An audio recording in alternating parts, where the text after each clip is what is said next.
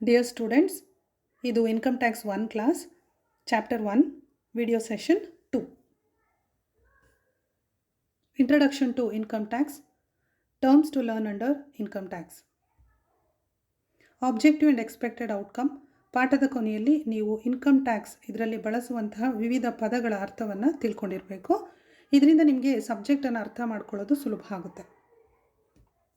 ಮೊದಲಿಗೆ ನಾವು assessment year ಅಂದರೆ ಏನು ಅಂತ ನೋಡೋಣ. So what is assessment year? Section 2 subsection 9 of the income tax act ಹೇಳುತ್ತೆ, the period of 12 months starting from 1st April every year and ending on March 31st of the next year. ಅಂದರೆ 12 ತಿಂಗಳ ಅವಧಿಯಾಗಿದ್ದು ಒಂದು ವರ್ಷದ 1st Aprilಗೆ ಆರಂಭವಾಗಿ ಮುಂದಿನ ವರ್ಷದ March 31stಗೆ ಇದು end ಆಗುತ್ತೆ. An assessee is liable to pay tax on the income of the previous year in the assessment year. ಒಬ್ಬ ಎಸ್ಎಸ್ಸಿ ಅಸೆಸ್ಮೆಂಟ್ ಇಯರಲ್ಲಿ ಟ್ಯಾಕ್ಸನ್ನು ಕಟ್ಟುತ್ತಾನೆ. ಯಾವ ಇನ್ಕಮಿಗೆ? ಹಿಂದಿನ ವರ್ಷ, ಪ್ರೀವಿಯಸ್ ಇಯರ್ನ ಇನ್ಕಮಿಗೆ ಅಸೆಸ್ಮೆಂಟ್ ಇಯರಲ್ಲಿ ಟ್ಯಾಕ್ಸನ್ನು ಕಟ್ಟುತ್ತಾನೆ. ಇದು ಯಾವಾಗ ಆರಂಭ ಆಗುತ್ತೆ? 1st April of 1 year and it ends on the 31st March of the next year. In other word, assessment year is a year in which income is taxable. ಯಾವ ವರ್ಷ S S C ಟ್ಯಾಕ್ಸನ್ನು ಕಟ್ಟುತ್ತಾನೋ ಆ ವರ್ಷವನ್ನು ನಾವು assessment year ಅಂತ ಕರೀತೇವೆ. Now let us see what is previous year. Section 3 of the income tax act ಹೇಳುತ್ತೆ, the financial year immediately preceding the assessment year. Assessment ಇಯರ್ನ ತಕ್ಷಣದ ಹಿಂದಿನ ಆರ್ಥಿಕ ವರ್ಷವನ್ನು ನಾವು ಪ್ರೀವಿಯಸ್ ಇಯರ್ ಅಂತ ಕರೀತೇವೆ. It is the year in which income is earned. It is also called as financial year. ಇದನ್ನು ನಾವು ಆರ್ಥಿಕ ವರ್ಷ ಅಂತ ಕೂಡ ಕರೀತೇವೆ. ಪ್ರೀವಿಯಸ್ ಇಯರಲ್ಲಿ ಆದಾಯವನ್ನು ಒಬ್ಬ ವ್ಯಕ್ತಿ ಗಳಿಸಿರ್ತಾನೆ. ಉದಾಹರಣೆಗೆ 2021 ಇಸ್ ದ ಅಸೆಸ್ಮೆಂಟ್ ಇಯರ್ ಆದರೆ previous year 2019-20. So 1st April 2020 to 31st March 21 assessment year. ಇದರ previous year 1st April 2019 to 31st March 2020. ಈ ಉದಾಹರಣೆಯಲ್ಲಿ the person pays tax to the government in the assessment year for the income he earned in the previous year. ಹಿಂದಿನ ವರ್ಷದಲ್ಲಿ ಗಳಿಸಿರುವ ಆದಾಯಕ್ಕೆ assessment ಇಯರಲ್ಲಿ ಟ್ಯಾಕ್ಸನ್ನು ಒಬ್ಬ S S C ಕಟ್ತಾನೆ. ಇದಕ್ಕೆ ಇನ್ನೊಂದೆರಡು ಉದಾಹರಣೆ ಕೊಟ್ಟಿದ್ದೀನಿ. 2021 ಅಸೆಸ್ಮೆಂಟ್ ಇಯರ್ ಆದರೆ ಪ್ರೀವಿಯಸ್ ಇಯರ್ 1920, 1920 ಅಸೆಸ್ಮೆಂಟ್ ಇಯರ್ ಆದರೆ ಪ್ರೀವಿಯಸ್ ಇಯರ್ 2018-19. ಆರಂಭ ಮತ್ತು ಕೊನೆ 1st Aprilಗೆ ಆರಂಭವಾಗಿ 31st Marchಗೆ ಎಂಡ್ ಆಗುತ್ತೆ. Who is an S S C? S S C ಟ್ಯಾಕ್ಸನ್ನು ಕಟ್ತಾನೆ ಅಂತ ಹೇಳಿದ್ದೆ. ಎಸ್ ಎಸ್ ಸಿ ಅಂದರೆ ಯಾರು? ಸೆಕ್ಷನ್ 2 ಸಬ್ಸೆಕ್ಷನ್ 7 ಹೇಳುತ್ತೆ, a person by whom any tax or any other sum of money is payable under the income tax act.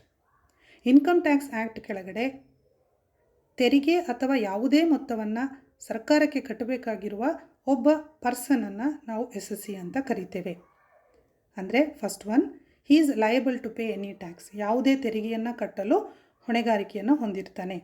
Second, who is liable to pay any other sum under this act like penalty, interest. It may be on his income or income of somebody else. ತನ್ನ ಆದಾಯ ಅಥವಾ ಇನ್ಯಾವುದಾದರೂ ವ್ಯಕ್ತಿಗಳ ಆದಾಯದ ಮೇಲೆ income tax ಕೆಳಗಡೆ ದಂಡ ಅಥವಾ ಬಡ್ಡಿಯನ್ನು ಕಟ್ಟಬೇಕಾಗಿರುವ ಒಬ್ಬ ಪರ್ಸನನ್ನು ಕೂಡ ನಾವು ಎಸ್ ಎಸ್ ಸಿ ಅಂತ ಕರೀತೇವೆ. ಮೂರನೇದು, in respect of whom proceeding under the act is taken for assessment of the amount of his income or for the loss sustained by him, assessment of income of any other person of whom he is assessable or refund due to him or to any such person. ಅಂದರೆ income tax ಕೆಳಗಡೆ ಅವನ ಮೇಲೆ ಕ್ರಮ ಇರುತ್ತೆ. ಯಾವುದಕ್ಕೆಲ್ಲ?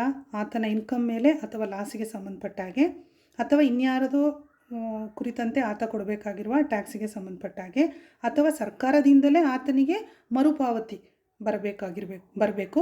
So ಇಂಥ ಸಂದರ್ಭಗಳಲ್ಲಿ ಕೂಡ ಒಬ್ಬ ಪರ್ಸನನ್ನು ನಾವು ಎಸ್ ಎಸ್ ಸಿ ಅಂತ ಕರಿತೇವೆ. ಹಾಗೆಯೇ ಡೀಮ್ಡ್ ಎಸ್ ಎಸ್ ಸಿ ಅಂತಿದೆ. So who is deemed S S C? A person who is deemed to be an S S C for some other person. For example, a person becomes a deemed S S C for a minor. ಇದನ್ನು ನಾವು representative S S C ಅಂತಲೂ ಕರಿತೇವೆ. ಅಂದರೆ ಒಬ್ಬ ಅಪ್ರಾಪ್ತ ವ್ಯಕ್ತಿಯ ಪರವಾಗಿ ಟ್ಯಾಕ್ಸನ್ನು ಕಟ್ಟುವ ಆತನ ಗಾರ್ಡಿಯನನ್ನು ಕೂಡ ನಾವು ಡೀಮ್ಡ್ ಎಸ್ ಎಸ್ ಸಿ ಅಂತ ಕರಿತೇವೆ. ಇನ್ನೊಂದು ಹೇಳೋದಾದರೆ on the death of a person, his legal representative becomes deemed SSC for that income of the deceased. ಒಬ್ಬ ವ್ಯಕ್ತಿ ಮರಣ ಹೊಂದಿದಾಗ ಆತನ ಕಾನೂನು ವಾರಸುದಾರ ಮರಣ ಹೊಂದಿದ ವ್ಯಕ್ತಿಯ ಪರವಾಗಿ ತೆರಿಗೆಯನ್ನು ಕಟ್ಟಬೇಕಾಗುತ್ತೆ. ಆಗ ಅವನನ್ನು ನಾವು ಡೀಮ್ಡ್ SSC ಅಂತ ಕರೀತೇವೆ. Next, who is SSC in default? SSC in default ಅಂದರೆ ಯಾರು? ಒಬ್ಬ ಫೈನಾನ್ಸ್ ಆಫೀಸರ್ ಅಥವಾ ಡ್ರಾಯಿಂಗ್ ಆಫೀಸರ್ ತನ್ನ ಆಫೀಸ್ನ ಉದ್ಯೋಗಿಗಳಿಗೆ ಸ್ಯಾಲರಿಯನ್ನು ಕೊಡ್ತಾನೆ. ಹೀಗೆ ಸ್ಯಾಲರಿಯನ್ನು ಕೊಡುವಾಗ ಪ್ರತಿ ತಿಂಗಳು ಆತ ಉದ್ಯೋಗಿಯ ಸ್ಯಾಲರಿಯಿಂದ ಸರ್ಕಾರಕ್ಕೆ ಟ್ಯಾಕ್ಸನ್ನು ಕಡಿತ ಮಾಡಿ ಗೌರ್ಮೆಂಟ್ ಟ್ರೆಜರಿಗೆ ಕಟ್ಟಬೇಕಾಗುತ್ತೆ. A person, may be a finance officer or drawing officer, should deduct under the income tax act from the salary of his employees regularly a certain amount of tax and he should deposit it to the government treasury. If he fails to do this, deduct ಮಾಡೋದಕ್ಕೂ ಮತ್ತು ಟ್ರೆಜರಿಗೆ ಆ ಅಮೌಂಟನ್ನು ಕಟ್ಟೋದಕ್ಕೂ ಆ ವ್ಯಕ್ತಿ ತಪ್ಪಿದರೆ ಆತ default SSC ಆಗಿ ಉದ್ಯೋಗಿಯ ಪರವಾಗಿ ಸರ್ಕಾರಕ್ಕೆ ಟ್ಯಾಕ್ಸನ್ನು ಕಟ್ಟಬೇಕಾಗುತ್ತೆ. ಇನ್ಕಮ್ ಮೇಲೆ ಟ್ಯಾಕ್ಸ್ ಕಟ್ಟೋದು ಅಂತ ಹೇಳ್ತಿದ್ವಿ ಅಲ್ವಾ? ಸೊ ಇನ್ಕಮ್ ಅಂದರೆ ಏನು? Section 2 subsection 24 of the income tax act ಪ್ರಕಾರ ಇನ್ಕಮ್ ಅಂದರೆ ಡೆಫಿನೆಟ್ ಮತ್ತು ರೆಗ್ಯುಲರ್ ಸೋರ್ಸ್ ಆಫ್ ಇನ್ಕಮ್ ಆಗಿರಬೇಕು. ಅದು ಲೀಗಲ್ ಇರ್ಬೋದು, ಇಲ್ಲೀಗಲ್ ಇರ್ಬೋದು. ಅಂದರೆ ಕಾನೂನು ಬಾಹಿರ ಆದಾಯದ ಮೇಲೆ ಕೂಡ ಒಬ್ಬ ವ್ಯಕ್ತಿ ಸರ್ಕಾರಕ್ಕೆ ಟ್ಯಾಕ್ಸನ್ನು ಕಟ್ಟಬೇಕು. ಸೊ ಲಿಸ್ಟ್ ಇದೆ ಇಲ್ಲಿ. ಪ್ರಾಫಿಟ್ ಆ್ಯಂಡ್ ಗೇನ್ಸ್, ಉದಾಹರಣೆಗೆ ಪಾರ್ಟ್ನರ್ಶಿಪ್ ಫಾರ್ಮಿಂದ ಅಥವಾ ಬಿಸ್ನೆಸ್ಸಿಂದ ಬಂದಿರುವಂಥ ಪ್ರಾಫಿಟ್, ಅದನ್ನು ನಾವು ಇನ್ಕಮ್ ಅಂತ ಕರಿತೇವೆ. ಡಿವಿಡೆಂಟ್, ಶೇರಿಂದ ಬಂದಿರುವಂಥ ಡಿವಿಡೆಂಟ್. ಎಲೋವೆನ್ಸಸ್, ಭತ್ಯೆಗಳು. ಪರ್ಕ್ವಿಸಿಟ್, ಹಣಕಾಸೇತರ ಲಾಭಗಳು. ಕ್ಯಾಪಿಟಲ್ ಗೇನ್ ಅಂದರೆ ಆಸ್ತಿಯನ್ನು ಮಾರಿ ಉದಾಹರಣೆಗೆ ಬಂದಿರುವಂತಹ ಪ್ರಾಫಿಟ್, ಅಥವಾ ಇನ್ಶೂರೆನ್ಸಿಂದ ಬಂದಿರುವಂತಹ ಪ್ರಾಫಿಟ್, ಅಥವಾ any sum chargeable to income tax under section 28, ಅಥವಾ lottery, crossword puzzle, horse race, card game ಇತ್ಯಾದಿಗಳಿಂದ ಗೆದ್ದು ಬಂದಿರುವಂತಹ ಹಣ. Employer contribution to provident fund, any gift above 50,000. So ಇವೆಲ್ಲವೂ ಕೂಡ ಸರ್ಕಾರದ ದೃಷ್ಟಿಯಲ್ಲಿ ಆದಾಯ ಆಗಿರುತ್ತೆ. ಈ ಆದಾಯದ ಮೇಲೆ ಒಬ್ಬ ವ್ಯಕ್ತಿ ಸರ್ಕಾರಕ್ಕೆ ಟ್ಯಾಕ್ಸನ್ನು ಕಟ್ಟಬೇಕು. Next, what is gross total income? Section 14 says it is the income under each head of salary, house property, business or profession, capital gain and income from other sources before making deduction under section 80C to 80U. ಸುಲಭವಾಗಿ ಹೇಳೋದಾದರೆ ಈ ಟೇಬಲನ್ನು ನೋಡಿ. ಇಲ್ಲಿ 5 head ಇದೆ. Income from salary, income from house property, ಉದಾಹರಣೆಗೆ ಮನೆ ಬಾಡಿಗೆ ಕೊಟ್ಟು ಬಂದಿರುವಂಥ ಆದಾಯ. Income from business or profession, company, partnership firm ಇತ್ಯಾದಿಗಳಿಂದ ಬಂದಿರುವಂತಹ income.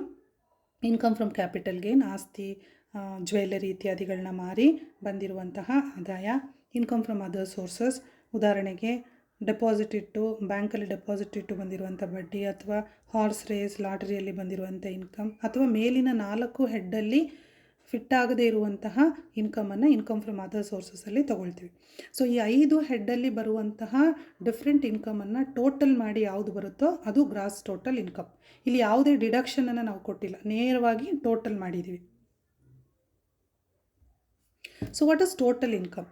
It is the total of gross total income after deducting various deductions under section 80C to 80U of Income Tax Act. So ಈಗಾಗಲೇ gross total ಇನ್ಕಮ್ನ ನಾವು total ಮಾಡಿರ್ತೀವಿ. ಅದ್ರ ಮೇಲೆ 80C ಮತ್ತು 80U ಇದರೊಳಗಡೆ ಬರುವಂಥ ಡಿಡಕ್ಷನ್ಸನ್ನು ಕೊಟ್ಟು ಬಾಕಿ ಏನಿರುತ್ತೋ ಅದು ಟೋಟಲ್ ಇನ್ಕಮ್ ಆಗುತ್ತೆ. It is also called as the taxable income. So 80C to 80U ಅಲ್ಲಿ ಯಾವ್ದು ಬರುತ್ತೆ ಡಿಡಕ್ಷನ್ಸ್ ಅನ್ನೋದನ್ನು ಮುಂದಿನ ಪಾಠದಲ್ಲಿ ನೀವು ಕಲಿತೀರಿ. So person should pay tax ಅಂತ ಹೇಳ್ತಿದ್ವಿ. ಸೊ ಪರ್ಸನ್ ಅಂದರೆ ಯಾರು? ಸೆಕ್ಷನ್ 2 ಸಬ್ಸೆಕ್ಷನ್ 31 ಹೇಳುತ್ತೆ, the person consist of individual, ವ್ಯಕ್ತಿ, ನ್ಯಾಚುರಲ್ ಪರ್ಸನ್, ಸ್ವಾಭಾವಿಕ ವ್ಯಕ್ತಿ, ಮೇಲ್, ಫಿಮೇಲ್, ಮೈನರ್, ಅಪ್ರಾಪ್ತ, ಪರ್ಸನ್ ಆಫ್ ಅನ್ಸೌಂಡ್ ಮೈಂಡ್ ಇರ್ಬೋದು. ಈ ಮೈನರ್ ಮತ್ತು ಪರ್ಸನ್ ಆಫ್ ಅನ್ಸೌಂಡ್ ಮೈಂಡಲ್ಲಿ ಅವರ ಗಾರ್ಡಿಯನ್ ಪರ್ಸನ್ ಆಗ್ತಾರೆ ಟ್ಯಾಕ್ಸ್ ಕಟ್ಟೋದಕ್ಕೆ. ಹಿಂದೂ ಅನ್ಡಿವೈಡೆಡ್ ಫ್ಯಾಮಿಲಿ ನಮಗೆ ಗೊತ್ತು. Family consist of all members doing business together. Head ಫ್ಯಾಮಿಲಿದು ಕರ್ತ ಆಗಿರ್ತಾರೆ. ಸೊ ಹಿಂದೂ ಅನ್ಡಿವೈಡೆಡ್ ಫ್ಯಾಮಿಲಿಯನ್ನು ಪರ್ಸನ್ ಅಂತ ಕರಿತೇವೆ. ಅದು ಟೋಟಲ್ ಆಗಿ ಇನ್ಕಮ್ ಏನು ಗಳಿಸಿರ್ತಾರೆ ಅದ್ರ ಮೇಲೆ ಸರ್ಕಾರಕ್ಕೆ ಟ್ಯಾಕ್ಸನ್ನು ಕಟ್ಟಬೇಕು. ಫಾರ್ ಪಾರ್ಟ್ನರ್ಶಿಪ್ ಫಾರ್ಮ್ ಗೊತ್ತು. ಅಂಡರ್ ಪಾರ್ಟ್ನರ್ಶಿಪ್ ಆ್ಯಕ್ಟಲ್ಲಿ 2 or more persons who contribute money and carry on the business, they share the profit and loss as agreed. So partnership ಫರ್ಮನ್ನು ನಾವು ಪರ್ಸನ್ ಅಂತ ಕರಿತೇವೆ. ಇನ್ನೊಂದು company registered under companies act 1956 ಅಥವಾ 2013, ಅದು Indian company ಇರ್ಬೋದು ಅಥವಾ a corporate incorporated by or under the law of country outside India. Foreign company ಇರಬಹುದು, ಬಟ್ ಇಂಡಿಯಾದಲ್ಲಿ ರಿಜಿಸ್ಟರ್ ಆಗಿರುತ್ತೆ. Any institution or association or body which was assessable or was assessed as a company for any assessment year under the Income Tax Act 1922. So ಹಳೆ income tax act ಕೆಳಗಡೆ ಕೂಡ incorporate ಆಗಿ essays ಆಗಿರುವಂತಹ ಒಂದು ಅಸೋಸಿಯೇಷನನ್ನು ಕೂಡ ನಾವು company ಅಂತ ಕರಿತೇವೆ. ಇದು person. An association of person or body of individuals where two or more persons join for a common purpose, whether incorporated or not. So association of persons AOP ಅಥವಾ body of individuals BOI ಒಂದು common ಉದ್ದೇಶಕ್ಕಾಗಿ ಅವರು ಒಟ್ಟಾಗಿರ್ತಾರೆ. ಅದು register ಆಗಿರ್ಬೋದು, ಆಗದೇ ಇರ್ಬೋದು. ಇದು ಕೂಡ person. Local authority like municipal corporation, district board, ಇದು ಕೂಡ person. Every artificial juridical person entity other than natural human being, ಸ್ವಾಭಾವಿಕ ವ್ಯಕ್ತಿ ಅಲ್ಲದೆ ಇನ್ಯಾವುದೇ ಕಾನೂನಿನಲ್ಲಿ ಸೃಷ್ಟಿಯಾಗಿರುವಂಥ ವ್ಯಕ್ತಿಯನ್ನು ಕೂಡ ನಾವು ಪರ್ಸನ್ ಅಂತ ಕರಿತೇವೆ. ಉದಾಹರಣೆಗೆ ಟೆಂಪಲ್, ಈಗ ತಿರುಪತಿ ಬಾಲಾಜಿ ಟೆಂಪಲ್, ಇದನ್ನು ನಾವು ಆರ್ಟಿಫಿಷಿಯಲ್ ಜುರಿಡಿಕಲ್ ಪರ್ಸನ್ ಅಂತ ಕರಿತೇವೆ. ನ್ಯಾಚುರಲ್ ಅಲ್ಲ, ಸ್ವಾಭಾವಿಕ ವ್ಯಕ್ತಿ ಅಲ್ಲ. ಆದರೂ ಕೂಡ ಆ ಟೆಂಪಲಿಂದ ಸರ್ಕಾರಕ್ಕೆ ಟ್ಯಾಕ್ಸನ್ನು ಕಟ್ಟಬೇಕಾಗುತ್ತೆ. ಆವಾಗ ನಾವು ಆ ಟೆಂಪಲನ್ನು ನಾವು ಪರ್ಸನ್ ಅಂತ ಕರಿತೇವೆ. So person has to pay the tax to the government. Next agricultural income ಅಂದರೆ ಏನು ಅಂತ ನೋಡೋಣ. ಕೃಷಿ ಆದಾಯ. ಸೆಕ್ಷನ್ 2IA ಹೇಳುತ್ತೆ, any rent or income derived from land situated in India and is used for agricultural purpose. ಭಾರತದಲ್ಲಿ ಇರುವಂತಹ ಒಂದು ಭೂಮಿಯಿಂದ ಬರುವಂತಹ ಆದಾಯವನ್ನು ಅಗ್ರಿಕಲ್ಚರ್ ಇನ್ಕಮ್ ಅಂತ ಕರಿತೇವೆ. ನಿಮಗೆ ಗೊತ್ತಿರುವ ಹಾಗೆ ಅಗ್ರಿಕಲ್ಚರ್ ಇನ್ಕಮ್ ಆರಂಭದಿಂದಲೂ ಭಾರತದಲ್ಲಿ ಟ್ಯಾಕ್ಸಿಗೆ ಒಳಪಟ್ಟಿಲ್ಲ. Next marginal rate of tax ಅಂದರೆ ಏನು ಅಂತ ನೋಡೋಣ. Marginal rate of tax is the tax rate that is applicable for each tax bracket of a taxpayer's income or other taxable income for which he or she qualifies. So it is the percentage taken from the taxpayer's next rupee of taxable income over and above a set income threshold. The maximum marginal tax rate that an individual taxpayer has to pay in India at present is 42.744%. It includes a basic tax rate of 30% plus surcharge of 37% plus education cess of 4%. ಇದು ಮುಂದೆ ನಾವು ಲೆಕ್ಕ ಮಾಡುವಾಗ ಇದನ್ನು ನೋಡ್ಬೋದು. Just ಇದನ್ನು ನೀವು 5 ಮಾರ್ಕ್ಸಿಗೆ ತಿಳ್ಕೊಂಡಿರಿ. It is a tax rate that is applicable for each tax bracket of a tax payers income. ಅಂದರೆ ಆತ ಗಳಿಸಿರುವಂಥ ಆದಾಯದ ಮೇಲೆ ಆತ ಕೊಡಬೇಕಾಗಿರುವಂತಹ ಟ್ಯಾಕ್ಸನ್ನು ನಾವು ಮಾರ್ಜಿನಲ್ ಟ್ಯಾಕ್ಸ್ ರೇಟ್ ಅಂತ ಹೇಳ್ತೇವೆ. ಅಂದರೆ ಆತ ಗಳಿಸಿರುವ ಪ್ರತಿಯೊಂದು ನೆಕ್ಸ್ಟ್ ರುಪಿ ಮೇಲೆ ಮಾರ್ಜಿನಲ್ ಟ್ಯಾಕ್ಸ್ ರೇಟ್ ಕ್ಯಾಲ್ಕುಲೇಟ್ ಆಗುತ್ತೆ. Let us recap. ಒಂದ್ಸರಿ ಮನನ ಮಾಡೋಣ ಏನೇನು ಕಲ್ತಿದ್ದೀರಾ ಅಂತ. ಅಸೆಸ್ಮೆಂಟ್ ಇಯರ್ ಅಂದರೆ ಏನು, ಪ್ರೀವಿಯಸ್ ಇಯರ್ ಅಂದರೆ ಏನು ಗೊತ್ತಿರಬೇಕು. SSC ಅಂದರೆ ಯಾರು, ಡೀಮ್ಡ್ SSC ಅಂದರೆ ಯಾರು, ಡಿಫಾಲ್ಟ್ SSC ಅಂದರೆ ಯಾರು, ಇನ್ಕಮ್ ಅಂದರೆ ಏನು, ಗ್ರಾಸ್ ಟೋಟಲ್ ಇನ್ಕಮ್ ಅಂದರೆ ಏನು, ಟೋಟಲ್ ಇನ್ಕಮ್ ಅಂದರೆ ಏನು, ಪರ್ಸನ್ ಅಂದರೆ ಯಾರ್ಯಾರು ಬರ್ತಾರೆ, ಅಗ್ರಿಕಲ್ಚರ್ ಇನ್ಕಮ್ ಅಂದರೆ ಏನು, ಮಾರ್ಜಿನಲ್ ರೇಟ್ ಆಫ್ ಟ್ಯಾಕ್ಸ್ ಅಂದರೆ ಏನು. ಸೊ ಇವಿಷ್ಟನ್ನು ನೀವು ಇನ್ಕಮ್ ಟ್ಯಾಕ್ಸ್ ಕಲಿಯೋದಕ್ಕೂ ತಿಳ್ಕೊಂಡಿರಬೇಕು ಮತ್ತು ಎಕ್ಸಾಮಲ್ಲಿ 5 ಮಾರ್ಕ್ ಕ್ವಶನ್ಗೆ ಆನ್ಸರ್ ಬರೆಯೋದಕ್ಕೆ ಕೂಡ ತಿಳ್ಕೊಂಡಿರಬೇಕು. ಹಾಗೆ ಇದೆಲ್ಲ ಚೆನ್ನಾಗಿ ಕಲ್ತ್ಕೊಳ್ತಾ ಇರಿ.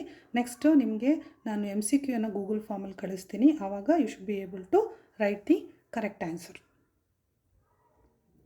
Thank you.